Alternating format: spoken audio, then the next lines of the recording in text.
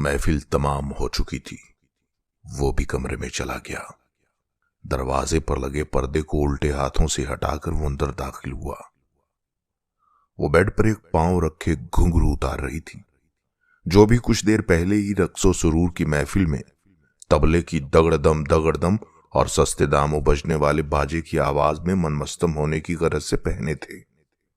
उसकी दुधिया रंगत के पैर लश्कारे मार रहे थे, जिनमें मेहंदी लगे हाथों की चमक उठ रही थी।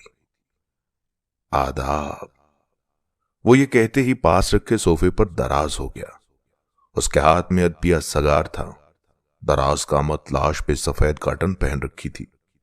मिर्जा साहिब महफिलें तो बाकायदा एहतमाम से देखा करते थे, मगर आज कमरे तक आने की जुर्रत भी कर बैठे। जुर्रत तो उन्हें अव्वल दिन से ही थी, मगर आज महरून नसा के कमरे में मर्दानगी का पहला कदम था, जो शायद उसके दिल की धड़कनों को साकत कर रहा था। जवाबन भी आदाब मिला। उसके सुनहरी बालों का आधा हिस्सा कमर तक फैला हुआ था। वो बेनियाजी से घुंघरू उतार रही थी। उसकी यही बेनियाजी उसे कोठे में मगरूर तवाइफ कहलाती थी। वो कोठे में मौजूद सबसे अलग थी। कमरे की सुर्ख रोशनी में अगरबत्ती की भीनी भीनी खुशबू उठ रही थी। टेबल पे गुलदान बड़ी नफासत से रखे थे। एक अदद खाली डस्टबिन इस बात की गवाही दे रहा था कि यहां रहने वाली नफासत पसंद है। आपके खुदखाल बड़े दिलरुबा हैं। जिस्म तो हिरनियों जैसा, आंखें हैं कि जादू, माशाअल्लाह। शमाए महफिल हैं आप तो। अरे आज तो आपकी पहली एंट्री ने ही दिल लुभा दिया। मुझ समेत कई खानजादे बड़ी तड़प लिए फिरते हैं आपकी, और आपसे मिलने का इश्तियाक भी लिए बैठे हैं। भाई वाह, माशाअल्लाह, क्या हुस्न पाया है आपने। लगता है खुदा ने बड़ी फुर्सत से तराशा है आपको। ये कोई नई बात नहीं थी, मगर उसके लिए नई बात थी। सफेद पोश नफासत का मलबूस ओढ़ने वाली शख्सियत में एक भेड़िए की रूह दिखाई देने लगी, जिसके दांतों में उसे अपने जिस्म के हुसूल की रालें टपकती नजर आ रही थी। वह नौवारत थी, मगर पेशावर तवाइफ नहीं थी। अपनी गलतियों से भागते भागते जिंदगी उसे कोठे पर ले आई थी। ऐसी गलतियां जिसके दाग जिस्म पर यूं लगे अगर उन्हें खुरच कर मिटाने की कोशिश की जाए तो रूह से खून रिसने लगे, और यह निशान एक गहरे जख्म की सूरत उभरने लगे। यहां आए उसे बमुश्किल 3 माह हुए थे। गोल्डन फ्राक पहने एक शोख चंचल कमसन हसीन तवाइफ, जिसकी जवानी फूट फूट कर रुखसारों से बह रही थी, अब के वो बेड के क्राउन से पुष्ट लगाए बैठी थी और इसी बेनियाजी से कंगन उतार रही थी कि वो शख्स फिर गोया हुआ। क्या ख्याल है फिर, कल जब हमारे नाम हो जाए तो क्या तमाशा हो। उसके लहजे में जहर भरा मिठास था और बेहयाई की तमकनत जो धुएं में उड़ रही थी। बाइज्जत शहरी का रूप बेगैरती का इश्तिहार बन चुकी थी और उसकी निश्तर जैसी बातें उस मासूम चिड़िया की रूह को घायल करती जा रही थी। मगर वो पूरे एतमाद लहजे में सुनती जा रही थी। फिर एकदम भड़क उठी। आप जा सकते हैं। मिर्जा साहिब के चेहरे पर नागवारी न जाने कब गुस्से में बदली। जेब में हाथ मारा और पैसों की एक छलकती गड्डी उसके सामने फेंक दी। ये लो अपना मुआवजा, तुम्हारा यही काम है और तुम्हारी यही नौकरी। तुम्हारी जरूरत भी कैसे हुई एक रंडी होकर मेरे सामने बोलने की। पैसे का गुरूर उसके लहजे से ठाठे मार रहा था। तुम्हें तवाइफ हो और तवाइफ ही बनो। गुस्सा, तंज, गुरूर ये सब मिलकर एक घनावना रूप दे रहे थे। न जाने उस सेठ को क्या ज़ौम खाए जा रहा था कि वो मुसलसल उस लड़की की असमत खरीदने को एक एहसान की तरह जता रहा था। महरू, ये कैसा शोर है? बाहर से आवाज आई और वो आवाज देती अंदर दाखिल हुई। ये मालकिन थी, ये शायद कोठे में मौजूद तवाइफों की सरदार थी। जो भी थी, बड़ी रोबदार आवाज में अंदर दाखिल हुई।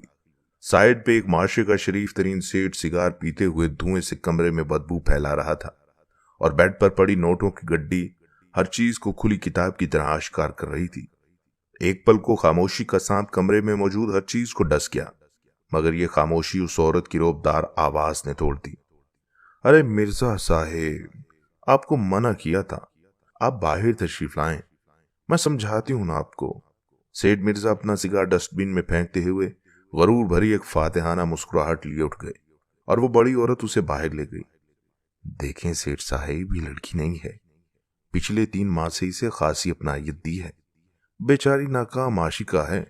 माशका निभाने के चक्कर में घर से भागी थी और 4 दिन लड़के ने अपनी रंगरलियां मनाने के बाद इसे बेयारो मददगार छोड़ दिया। ये मेरी सोने की चिड़िया है, आप जरा हौसला रखें, गुस्से पे काबू पाएं और कल आएं। बाकी खुसर पुसर भी चलती रही, मगर ये अल्फाज उसके कानों में सीख की तरह घुस गए थे और उसे अपनी रूह उन लफ्जों के अंगारों में पकती महसूस हुई। जरा देर गुजरी तो औरत अंदर आई और मेहरू के साथ बैठ गई, जो शायद रो रही थी। उसका काजल आंखों से बह चुका था। वो फूट फूट कर रोना चाहती थी, मगर उसे वहां दिलासा देने वाला कोई नहीं था। उसे मालूम हो चुका था कि अब वो वक्त आ चुका है जब मालकिन के किए गए सारे एहसानात का बदला मेरी असमत बेच कर उतारा जाएगा। लिहाजा उसके सामने आंसू बहाना बेकार ही ठहरे। देखो मेहरू, मुझे पता है तुम्हारे लिए ये काम आसान नहीं, मगर सोचो इसके बिना तुम्हारे पास कोई चारा भी तो नहीं, कोई रास्ता है। बेगैरती तो तुम घर से भाग कर ही कर चुकी हो, अब बचा क्या है तुम्हारे पास? बाप तुम्हारा तुम्हारी इस हरकत से मर चुका, भाई यकीनन ढूंढ कर मार ही डालेंगे। ये कोठा हमारी दुकान है, ये सीट हमारे ग्राहक हैं, हम तवाइफे प्रोडक्ट्स हैं। हमारे खरीदारों की जेबों में हमारी रोटी रोजी है और यही यहाँ की हकीकत है। पिछले 3 माह में तुम्हें कुछ नहीं कहा गया कि यहां रच बस जाओ। अब जरा गौर करो सारी बातों पे और ये पैसे उठा लो, ये तुम्हारी कमाई है, तुम ही रखना अपनी पहली कमाई। वो ये कहते हुए उठ गई, गोया ये कह गई हो कि ये बात आखिरी है। सारी रात ख्यालों में कटी। नींद की गोलियां भी अगर होती तो बेअसर होती। खुली आंखों से ही रोते रोते सहर हो चुकी थी। वो रात भर दीवारों से बातें करती रही। रात भर सोचती रही मेरे बाबा मेरी वजह से बीमार हुए, भाई मुझे मार डालेंगे, और ये यकीनी बात थी। खानदान में कोई है ही नहीं जिसके पास जाए, कोई राह नहीं, कोई घर नहीं। बाहर भीख मांग लूंगी, मगर कैसे? ये माशरा वहां भी मुझे नहीं छोड़ेगा। ये लोग भेड़िए बन चुके हैं। वक्त बढ़ता गया, फजर से जोहर हो चली थी। उसने चाय मंगवाई, मगर सोचे मुसलसल घेर चुकी थी। शाम की सुर्खी बढ़ेगी और दर्द की कंदीलें रोशन हो जाएंगी।